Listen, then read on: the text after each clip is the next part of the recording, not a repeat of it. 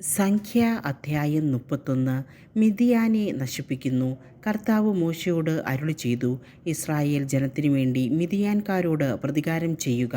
അതിനുശേഷം നീ നിന്റെ പിതാക്കന്മാരോട് ചേരും. മോശ ജനത്തോട് പറഞ്ഞു, മിദ്യാൻകാരുടെ മേൽ കർത്താവിൻ്റെ പ്രതികാരം നടത്താൻ അവർക്കെതിരെ പുറപ്പെടുന്നതിന് നിങ്ങളുടെ യോദ്ധാക്കളെ ഒരുക്കുവിൻ. ഇസ്രായേലിലെ ഓരോ ഗോത്രത്തിലും നിന്ന് 1000 പേരെ വീതം യുദ്ധത്തിന് അയക്കണം. അങ്ങനെ ഇസ്രായേല്യ സഹസ്രങ്ങളിൽ നിന്ന് ഓരോ ഗോത്രത്തിലും നിന്ന് 1000 പേർ വീതം 12000 പേരെ യുദ്ധത്തിന് വേർതിരിച്ചു. മോശ ഓരോ ഗോത്രത്തിലും നിന്ന് 1000 പേർ വീതമുള്ള അവരെ പുരോഹിതനായ എലയാസറിൻ്റെ മകൻ ഫിനെഹാസിനോടൊപ്പം യുദ്ധത്തിനയച്ചു. ഫിനെഹാസ് വിശുദ്ധ മന്ദിരത്തിലെ ഉപകരണങ്ങളും സൂചനാകാഹളങ്ങളും വഹിച്ചിരുന്നു. കർത്താവ് മോശയോട് കൽപ്പിച്ചതുപോലെ അവർ മിദ്യാൻകാരോട് യുദ്ധം ചെയ്ത പുരുഷന്മാരെയെല്ലാം കൊന്നൊടുക്കി. അവർ യുദ്ധത്തിൽ വധിച്ചവരുടെ കൂട്ടത്തിൽ എവി, രേഹം, സൂർ, ഹൂർ, റേബ എന്നീ 5 മിദ്യാൻ രാജാക്കന്മാരുമുണ്ടായിരുന്നു. ബയോറിൻ്റെ മകനായ ബാലാമിനെയും അവർ വാളിനിരയാക്കി. ഇസ്രായേല്യർ മിദ്യാൻ സ്ത്രീകളെയും കുഞ്ഞുങ്ങളെയും തടവുകാരാക്കി. കന്നുകാലികളെയും ആട്ടിൻപറ്റങ്ങളെയും സമ്പത്തൊക്കെയും കൊള്ളവസ്തുവായി എടുത്തു. അവർ വസിച്ചിരുന്ന എല്ലാ പട്ടണങ്ങളും താവളങ്ങളും അഗ്നിക്കിരയാക്കി. കൊള്ളവസ്തുക്കളും മനുഷ്യരും മൃഗങ്ങളുമടങ്ങിയ എല്ലാ കവർച്ച മുതലും അവർ എടുത്തു. പിന്നീട് തടവുകാരെ കൊള്ളവസ്തുക്കളോടൊപ്പം ജെറീക്കോയുടെ എതിർവശത്ത് ജോർദാനരികെയുള്ള മോവാബ് സമതലത്തിലെ പാളയത്തിലേക്ക് മോശയുടെയും പുരോഹിതനായ എലയാസറിൻ്റെയും ഇസ്രായേൽ സമൂഹത്തിൻ്റെയും അടുക്കലേക്ക് കൊണ്ടുവന്നു. മോശയും പുരോഹിതൻ എലയാസറും സമൂഹ നേതാക്കളും അവരെ എതിരേൽക്കാൻ പാളയത്തിന് പുറത്തേക്ക് ചെന്നു. മോശ യുദ്ധം കഴിഞ്ഞ് വന്ന സഹസ്രാധിപന്മാരും ശതാധിപന്മാരുമായ പടത്തലവന്മാരോട് കോപിച്ചു. അവൻ പറഞ്ഞു, നിങ്ങൾ സ്ത്രീകളെയെല്ലാം ജീവനോടെ വെച്ചിരിക്കുന്നുവോ? ഇവരാണ് ബാലാമിൻ്റെ ഉപദേശപ്രകാരം പെയോറിലെ സംഭവത്തിൽ ഇസ്രായേലിനെ കർത്താവിനെതിരെ തെറ്റ് ചെയ്യാൻ പ്രേരിപ്പിച്ചത്. അന്ന് കർത്താവിൻ്റെ സമൂഹത്തിൽ മഹാമാരിയുണ്ടായി. അതിനാൽ സകല ആൺകുഞ്ഞുങ്ങളെയും പുരുഷനെ അറിഞ്ഞ സ്ത്രീകളെയും വധിക്കുക. എന്നാൽ പുരുഷനെ അറിഞ്ഞിട്ടില്ലാത്ത പെൺകുട്ടികളെ നിങ്ങൾക്കായി ജീവനോടെ സൂക്ഷിച്ചു കൊള്ളുക. നിങ്ങൾ 7 ദിവസം പാളയത്തിന് പുറത്ത് താമസിക്കണം. ആരെയെങ്കിലും കൊന്നവനും കൊല്ലപ്പെട്ട ആരെയെങ്കിലും തൊട്ടവനുമായി നിങ്ങളിലുള്ളവരെല്ലാം 3-ാം ദിവസവും 7-ാം ദിവസവും തങ്ങളെ തന്നെയും തങ്ങളുടെ തടവുകാരെയും ശുദ്ധീകരിക്കണം. വസ്ത്രങ്ങളും തോൽ, കോലാട്ടിൻ രോമം, തടി ഇവ കൊണ്ട് നിർമ്മിച്ച സകല വസ്തുക്കളും ശുദ്ധീകരിക്കണം. പുരോഹിതനായ എലയാസർ യുദ്ധത്തിന് പോയിരുന്ന യോദ്ധാക്കളോട് പറഞ്ഞു, കർത്താവ് മോശയോട് കൽപ്പിച്ച നിയമം ഇതാണ്. സ്വർണം, വെള്ളി, ഓട്, ഇരുമ്പ്, തകരം, ഈയം മുതലായ തീയിൽ നശിച്ചു പോകാത്ത സാധനമൊക്കെയും അഗ്നിശുദ്ധി വരുത്തണം.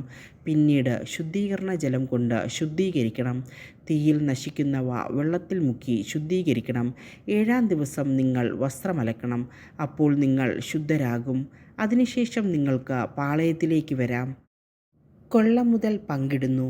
കർത്താവ് മോശയോട് അരുളിച്ചെയ്തു, നീയും പുരോഹിതനായ എലയാസറും സമൂഹത്തിലെ ഗോത്രനേതാക്കളും കൂടി കൊള്ളയായി പിടിക്കപ്പെട്ട മനുഷ്യരുടെയും മൃഗങ്ങളുടെയും കണക്കെടുത്ത് അവയെ യുദ്ധത്തിന് പോയ യോദ്ധാക്കൾക്കും സമൂഹത്തിനുമായി 2ആയി ഭാഗിക്കുക.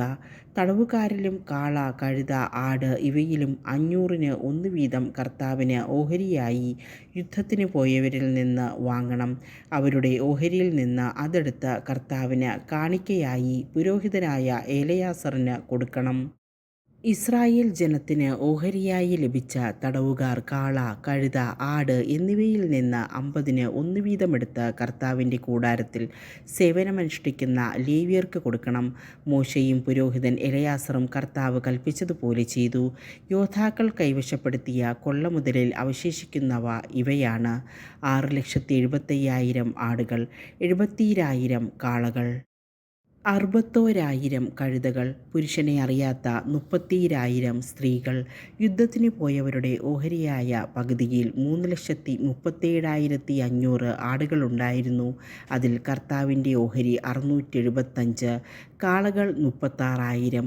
അതിൽ കർത്താവിൻ്റെ ഓഹരി 72. കഴുതകൾ 30,500, അതിൽ കർത്താവിൻ്റെ ഓഹരി 61, തടവുകാർ 16,000, അതിൽ കർത്താവിൻ്റെ ഓഹരി 32. കർത്താവ് കൽപ്പിച്ചതുപോലെ അവിടുത്തേക്ക് കാഴ്ച സമർപ്പിക്കുവാനുള്ള ഓഹരി മോശ പുരോഹിതനായ എലയാസറിന് കൊടുത്തു.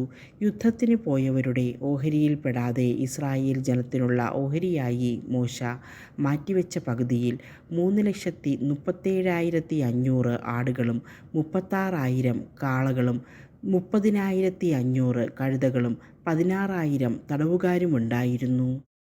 ഇസ്രായേൽ ജനത്തിനുള്ള ഓഹരിയിൽ നിന്ന് തടവുകാരെയും മൃഗങ്ങളെയും 50 വീതം കർത്താവ് കൽപ്പിച്ചതുപോലെ മോശ അവിടുത്തെ കൂടാരത്തിൽ സേവനമനുഷ്ഠിക്കുന്ന ലേവ്യർക്ക് കൊടുത്തു.